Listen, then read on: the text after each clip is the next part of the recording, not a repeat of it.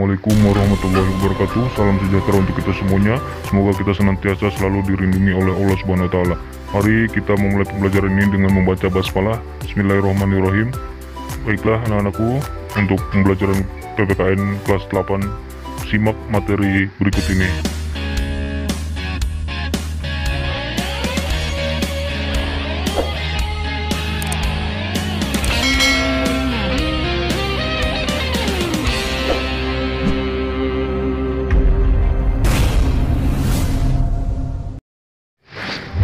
Budi Utomo merupakan organisasi pertama di Indonesia yang bersifat nasional berbentuk modern, yaitu organisasi dengan pengurus yang tetap.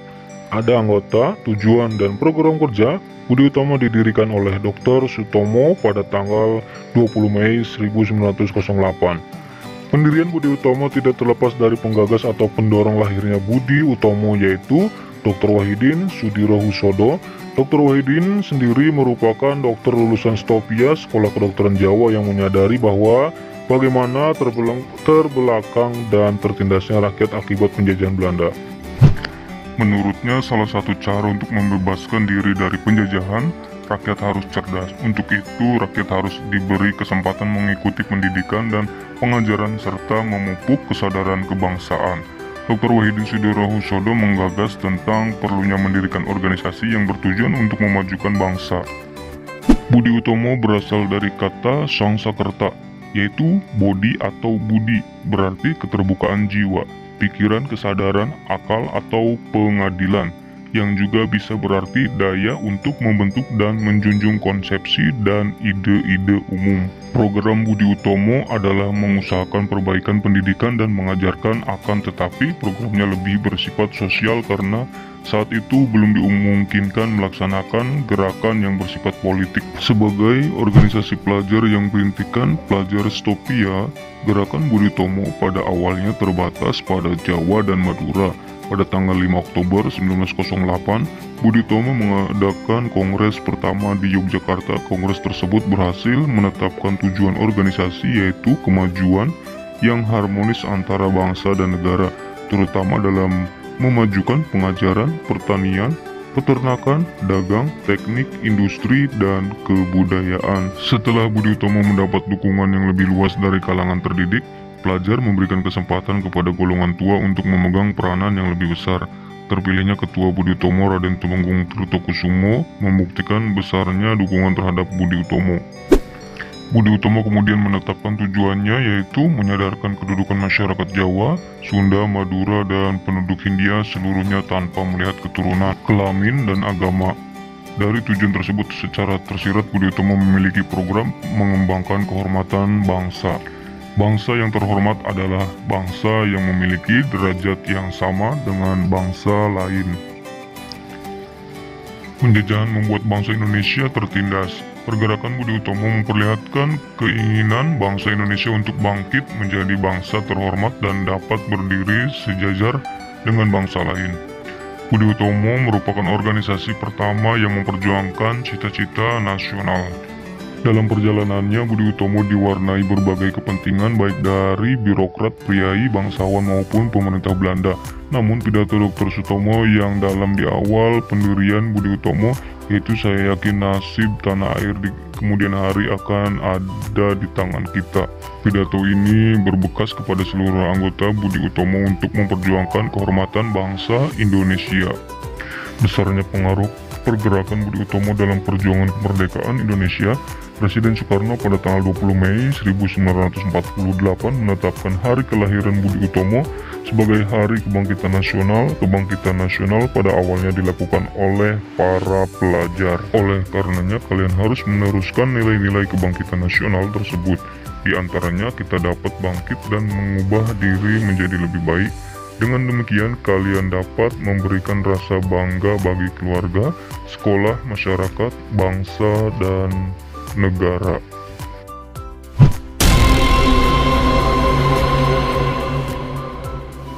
Mewujudkan persatuan Indonesia berdasarkan istilah persatuan dan kesatuan berasal dari kata satu yang berarti utuh atau tidak terpecah-pecah.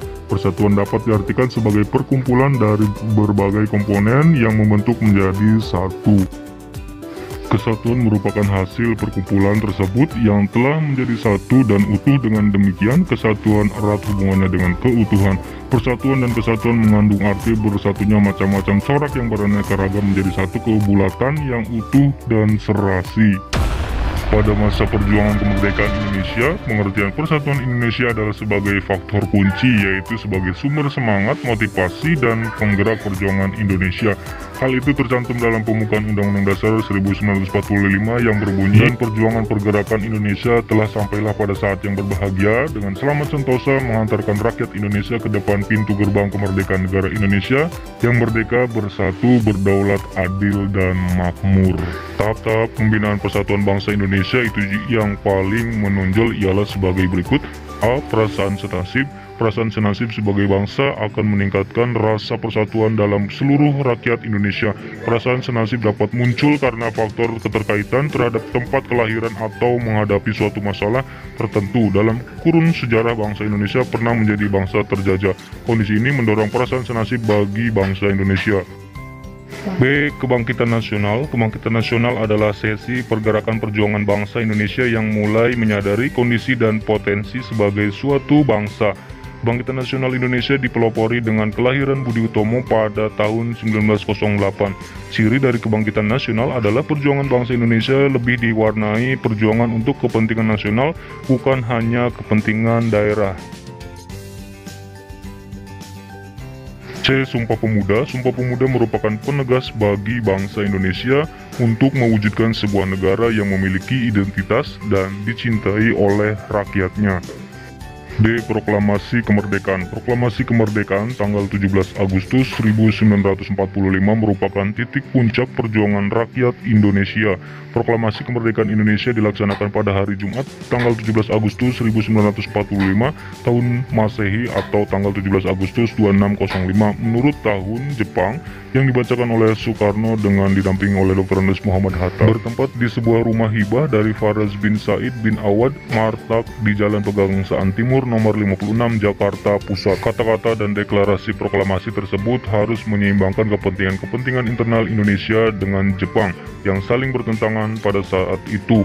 Proklamasi tersebut menandai dimulainya perlawanan diplomatik dan bersenjata dari Revolusi Nasional Indonesia yang berperang melawan pasukan Belanda dan warga sipil pro-Belanda, hingga Belanda secara resmi mengakui kemerdekaan Indonesia pada tahun 1949. Perundingan antara golongan muda dan golongan tua dalam penyusunan teks proklamasi kemerdekaan Indonesia berlangsung pada pukul 2 sampai dengan pukul 4 dini hari. Teks proklamasi ditulis di ruang makan Laksamana Tadasi Maeda, Jalan Imam Bonjol nomor 1. Para penyusun teks proklamasi itu adalah Insinyur Soekarno, Dr. Andes Muhammad Hatta, dan Ahmad Subarjo. Konsep teks proklamasi juga ditulis oleh Insinyur Soekarno sendiri. Di ruang depan hadir BM Dia, Sayuti Melik, Soekarni, dan Sudiro. Soekarni mengusulkan agar yang menandatangani teks proklamasi itu adalah Insinyur Soekarno dan Muhammad Hatta atas nama bangsa Indonesia. Teks proklamasi Indonesia itu diketik oleh Sayuti Melik pada pagi hari tanggal 17 Agustus 1945 di kediaman Soekarno, Jalan Pegangsaan Timur nomor 56. Telah hadir antara lain Suwirjo, Wilopo, Gafar Pringgodigdo, Tabrani, dan Trimurti. Acara dimulai pada pukul 10 dengan pembacaan proklamasi oleh Soekarno dan disambung pidato singkat tanpa teks.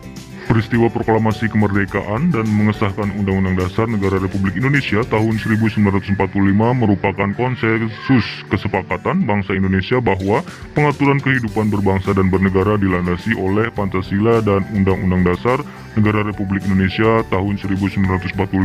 Disepakati mengenai bentuk negara, yaitu dengan Negara Kesatuan Republik Indonesia dan masyarakatnya berada dalam satu bangsa yang terdiri atas berbagai suku, ras, dan etnis, budaya, agama, dan norma-norma kehidupan yang mencerminkan Bhinneka Tunggal Ika. Pancasila dan Undang-Undang Dasar Negara Republik Indonesia tahun 1945 yang merupakan konsensus nasional menjadi panduan penting dalam menjaga persatuan dan kesatuan bangsa Indonesia dalam perjalanan sejarah sampai saat ini. Berbagai peristiwa pengkhianatan berupa pemberontakan, gerakan separatis yang dilakukan oleh berbagai kelompok masyarakat untuk mengubah atau mengganti Pancasila dan Undang-Undang Dasar Dalam hal kehidupan berbangsa dan bernegara, kita perlu mengangkat kembali nilai-nilai semangat juang, khususnya nilai-nilai yang terkandung dalam Undang-Undang Dasar Negara Republik Indonesia. Contoh sikap positif yang berkaitan dengan nilai-nilai kebangsaan yang terkandung dalam Undang-Undang Dasar Negara Republik Indonesia adalah: 1. Nilai religius. A. Percaya dan takwa kepada Tuhan Yang Maha Esa sesuai dengan agama dan kepercayaannya masing-masing menurut dasar kemanusiaan yang adil dan beradab. B. Hormat dan menghormati serta kerjasama antar pemeluk agama dan penganut-penganut kepercayaan perbedaan sehingga terbina kerukunan hidup. C. Saling menghormati kebebasan menjalankan ibadah sesuai dengan agama dan kepercayaan masing-masing. D. Tidak memaksakan suatu agama atau kepercayaan kepada orang lain. 2. Nilai kemanusiaan. A. Mengakui persamaan derajat, persamaan hak, dan persamaan kewajiban antara sesama manusia. B. Saling mencintai sesama manusia. C. Mengembangkan sikap tenggang rasa. D. Tidak semena-mena terhadap orang lain. E. Menjunjung tinggi nilai kemanusiaan. F. Gemar melakukan kegiatan kemanusiaan. G. Berani membela kebenaran dan keadilan. H. Bangsa Indonesia merasa dirinya sebagai bagian dari masyarakat dunia internasional dan dengan itu harus mengembangkan sikap saling hormat, menghormati, dan bekerja sama dengan bangsa lain. 3. Nilai produktivitas. A. Perlindungan terhadap masyarakat dalam beraktivitas menuju kemakmuran. B. Sarana dan prasarana yang mampu mendorong masyarakat untuk kreatif dan produktif. C. Terciptanya undang-undang untuk meningkatkan kesejahteraan masyarakat. 4. Nilai keseimbangan. A. Menjalankan hak dan kewajiban sebagai warga negara yang profesional, tidak memaksakan kehendak, saling toleransi, tolong-menolong, rukun, damai, menghormati perbedaan agama dan kepercayaan, persahabatan, serta membela dan melindungi yang lemah. B. Keseimbangan antara kehidupan jasmani dan rohani.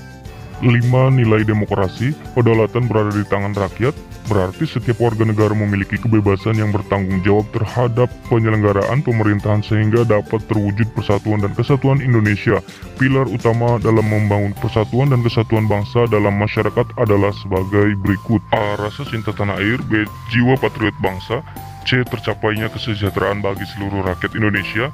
D. Pemahaman yang benar atas realitas adanya perbedaan dalam keberagaman. E. Tumbuhnya kebanggaan sebagai bangsa Indonesia.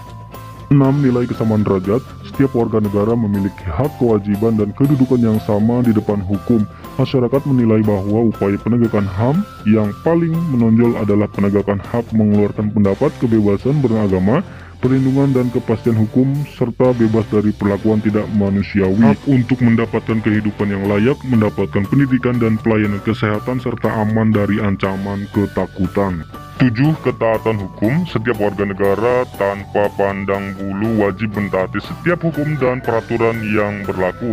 Begitupun terhadap lembaga-lembaga penegak hukum agar lebih independen, tidak terkontaminasi dengan kekuasaan atau politik praktis, agar adanya persamaan di depan hukum dapat terwujud. Equality before the law. Para peserta didik yang hebat yang Bapak banggakan untuk pertemuan kali ini dalam membahas Perintis Kebangkitan Nasional dalam perjuangan kemerdekaan bangsa Indonesia, Bapak akhiri sampai di sini. Mari sama-sama kita membaca hamdalah. Kurang lebihnya Bapak mohon maaf. Wassalamualaikum warahmatullahi wabarakatuh. Tetap semangat, memakai masker, rajin cuci tangan, dan hindari kerumunan.